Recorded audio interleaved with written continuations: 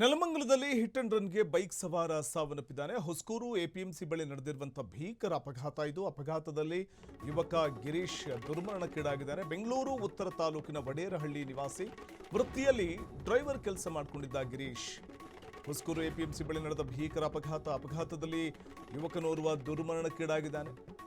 ವೃತ್ತಿಯಲ್ಲಿ ಡ್ರೈವರ್ ಕೆಲಸ ಮಾಡಿಕೊಂಡಿದ್ದ ಗಿರೀಶ್ ಬೆಂಗಳೂರು ಉತ್ತರ ತಾಲೂಕಿನ ವಡೇರಹಳ್ಳಿ ನಿವಾಸಿ ಈತ. ಆದರೆ ತಂದೆಯನ್ನು ಕಳ್ಕೊಂಡಿದ್ದ ಯುವಕ ಗಿರೀಶ್ ವೃತ್ತಿಯಲ್ಲಿ ಡ್ರೈವರ್ ಕೆಲಸವನ್ನು ಮಾಡಿಕೊಂಡಿದ್ದ. ಇನ್ನು ಡ್ರೈವಿಂಗ್ ಮಾಡಿಕೊಂಡು ಕುಟುಂಬಕ್ಕೆ ಆಧಾರವಾಗಿದ್ದ. ತನ್ನ ತಂದೆ ಕೂಡ ಅಕಾಲಿಕ ನಿಧನ ಆಗಿದ್ರು. ಹಾಗಾಗಿ ಡ್ರೈವಿಂಗ್ ಮಾಡಿಕೊಂಡೇ ಕುಟುಂಬಕ್ಕೆ ಆಧಾರವಾಗಿದ್ದ. ಕೆಲಸ ಮುಗಿಸಿ ಮನೆಗೆ ತೆರಳುತ್ತಾ ಇದ್ದಾಗ ಟಾಟಾ ಏಸ್ ಡಿಕ್ಕೆ ಹೊಡೆದಿದೆ. ಭೀಕರ ಅಪಘಾತದ ದೃಶ್ಯ ಸಿಸಿಟಿವಿಯಲ್ಲಿ ಸೆರೆಯಾಗಿದೆ.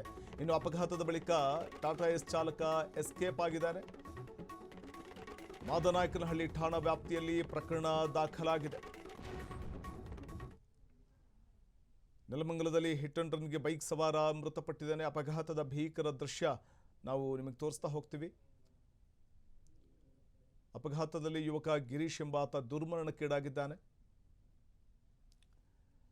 ಬಹುಶಃ ಆ ಲೊಕೇಶನ್ ಬ್ಯಾಂಡ್ ರಿಮೂವ್ ಮಾಡಿದ್ರೆ ಅಪಘಾತದ ಒಂದು ತೀವ್ರತೆ, ಆ ದೃಶ್ಯಾವಳಿ ಕೂಡ ನೀಟಾಗಿ ಕಾಣಿಸ್ತಾ ಹೋಗುತ್ತೆ.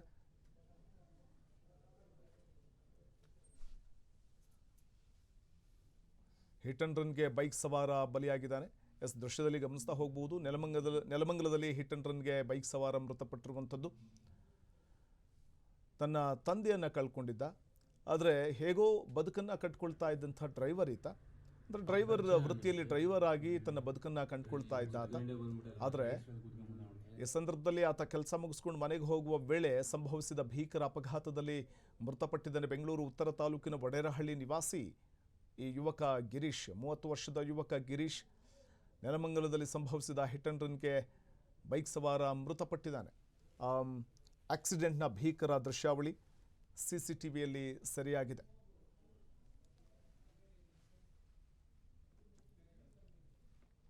ಕ್ಷಣ ಕ್ಷಣದ ಸುದ್ದಿಗಳಿಗಾಗಿ ಫ್ರೀಡಂ ಟಿವಿ ಸಬ್ಸ್ಕ್ರೈಬ್ ಮಾಡಿ, ಲೈಕ್ ಮಾಡಿ ಹಾಗೂ ಫಾಲೋ ಮಾಡಿ.